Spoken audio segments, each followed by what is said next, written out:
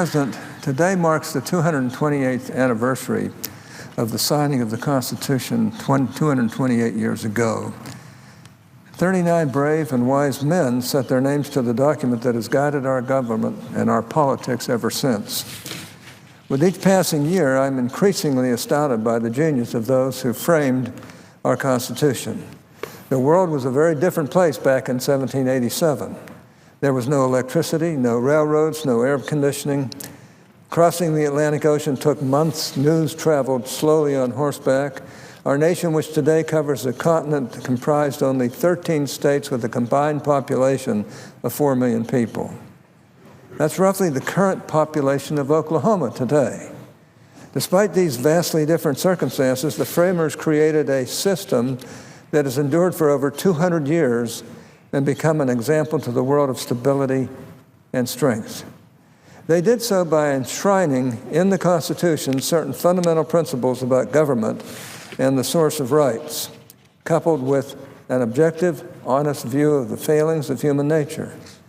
The framers recognized that our right comes from God, not government, and that it is the role of government to secure, not create rights. They recognize that government unrestrained is a threat to liberty, and that in order to protect citizens from government's constant tendency to expand its sphere, ambition must be made to counteract ambition. Parchment barriers, as Madison famously intoned, will never suffice. Thus, the framers created the separation of powers, federalism, checks and balances, an independent judiciary, a bicameral legislature, and an executive that, while unified, lacked the power of the purse. Each branch of government would have to share power with the others, just as states and the federal government would have to share power as well, by preventing any one branch or any one level of government from being able to act unilaterally in its affairs. And by doing that, the Constitution ensured that no one individual or group would be able to rub roughshod over any other. And just as important, the Constitution ensured that no major policy change could occur without substantial support from large numbers of Americans at all levels of government and society. The genius of the Constitution lies in its insight that prosperity requires stability. Temporary majorities come and go. Their favored policies may or may not be wise. Some years ago, there was a great concern that the earth was cooling. Now there is worry in the same quarters that it is warming. Policies that may have seemed wise at one point in time later reveal themselves to be foolish, even dangerous. By dividing power among branches and between states and Washington, our Constitution helps avert sudden, large mistakes as it enables more modest improvements supported by broad coalitions. The Constitution's division of powers also protects against the natural inclination towards self-aggrandizement.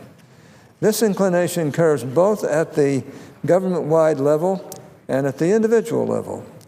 An unchecked federal government bent on remedying all of society's ills will tend naturally to swallow the states, each of which has far fewer resources than the federal Leviathan.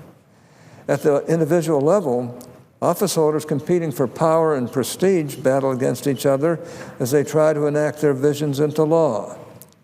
Our constitutional system ensures that the federal government does not altogether consume the states by limiting and enumerating the federal government's powers and by promising that all powers not dedicated to the federal government are reserved to the states. The Constitution also forces rival office holders to work together and is designed to prevent any one person from unilaterally making, changing, or eliminating laws. Madison famously said that if men were angels, no government would be necessary. He further posited that if, quote, angels were to govern men, neither external nor internal controls on government would be necessary, unquote. Well, as everybody knows, we're not angels. and we need controls on government to keep it in its proper sphere.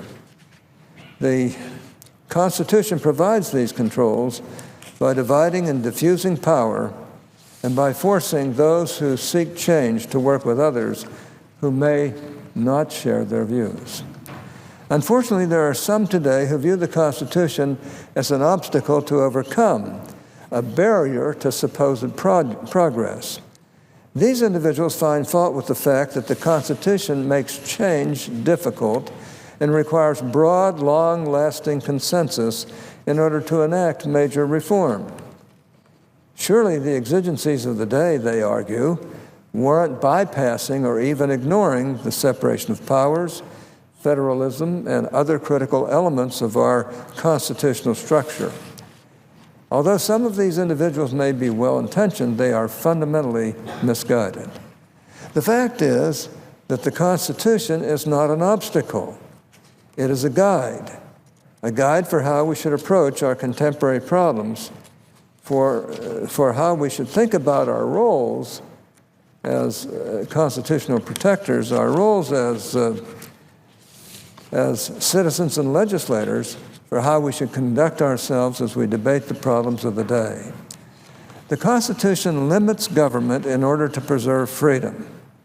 It makes each branch the equal of the others, and the states the equal of Washington, D.C. It provides a check on all government action. It divides power among multiple sources because no one individual or office can be trusted with all authority. And it requires cooperation at all levels and all stages to ensure that changes in law are thoroughly vetted rather than rammed through by temporary majorities. These are the principles that should guide us as we seek solutions to our nation's challenges. These principles apply in any number of situations. A law that coerces states into creating or expanding programs against their will by threatening to cut off all funding for noncompliance makes states the subordinates, not equals, of the federal government.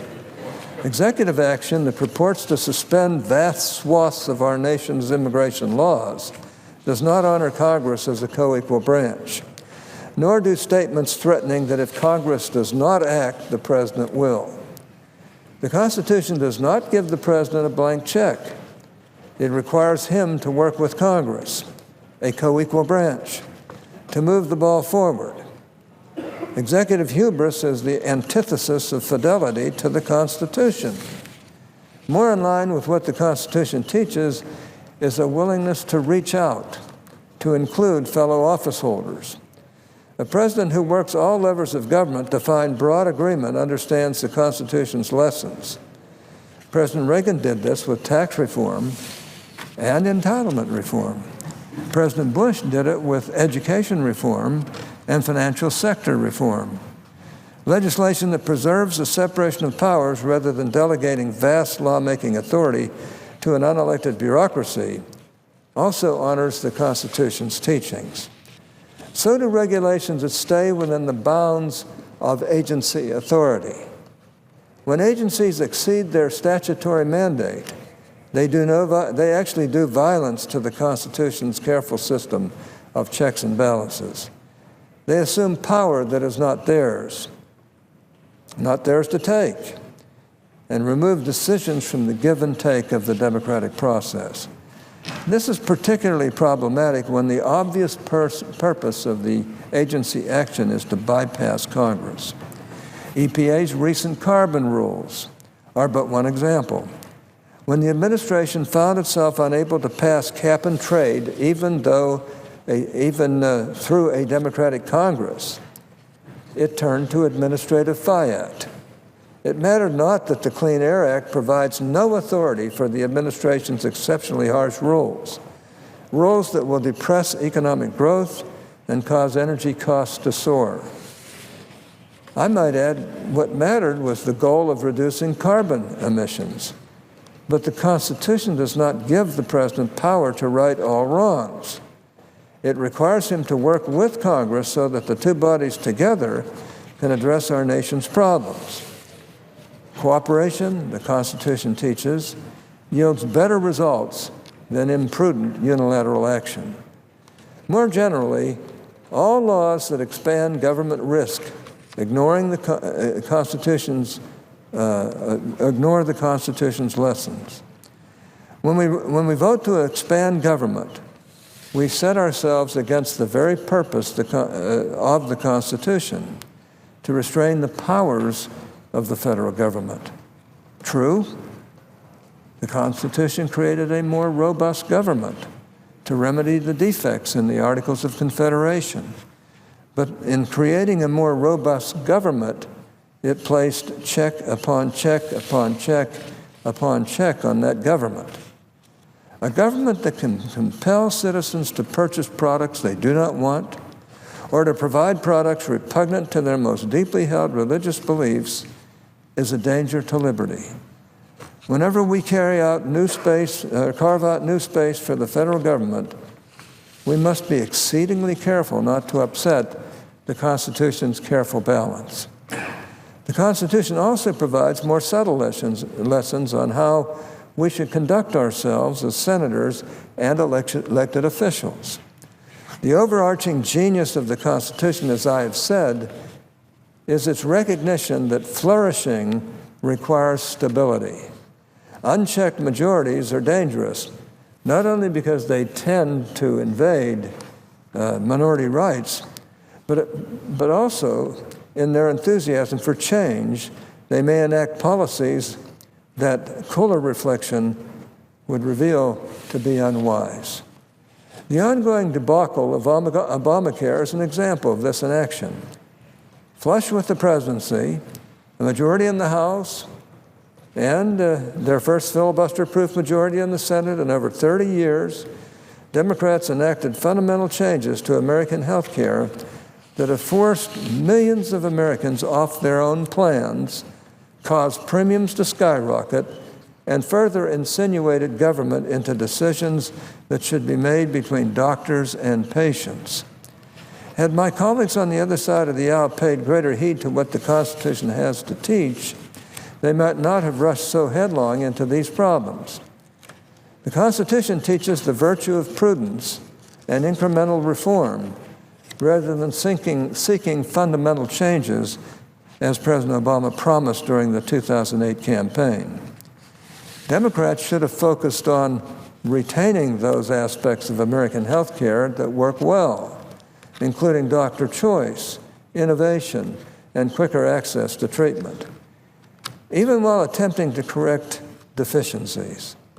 A more modest package that sought to preserve what worked rather than an omnibus bill so large that no one actually had the time to read it could have avoided many of the problems Obamacare is now causing. It might even have attracted some Republican votes. Instead, my colleagues on the other side of the aisle chose a party line vote using an obscure legislative procedure that became necessary only after the people of Massachusetts elected Scott Brown to block the bill. And they did so in such a rush that, as Speaker Pelosi so memorably revealed, they didn't even know what was in their bill. My colleagues across the aisle, along with the rest of America, are now paying the price for their imprudence. Mr. President, my remarks on this Constitution Day have focused on the lessons the Constitution has to teach, as well as the dangers we risk when we ignore its wisdom. Now, I would like to close by calling on my colleagues to pay greater heed to the Constitution's lessons when writing and voting on legislation. There is an unfortunate tendency, in my view, to think of the Constitution as the court's domain, to leave it entirely up to the courts to decide whether a law is constitutional or not. We here in Congress just write laws. It's up to the courts to do the constitutional stuff. This tendency to leave things to the courts diminishes our role in the constitutional system and misses the many lessons the Constitution has to teach. The judiciary's role in assessing constitutionality is a narrow one. Courts do not ask whether a law is consistent with the Constitution's overall spirit or the principles that animate it. Rather, they ask whether it satisfies some legal rule announced in a previous case. Is the regulated activity commerce? Is the punishment for noncompliance a tax or a penalty? But fidelity to the Constitution is about much more than narrow legal reasoning. Honoring the Constitution involves looking to the principles that undergird it, values like individual liberty, separation of powers, federalism, respect for civil society, and democratic accountability. In determining whether a given course of action is wise, all of these things are important. Obamacare again provides an example.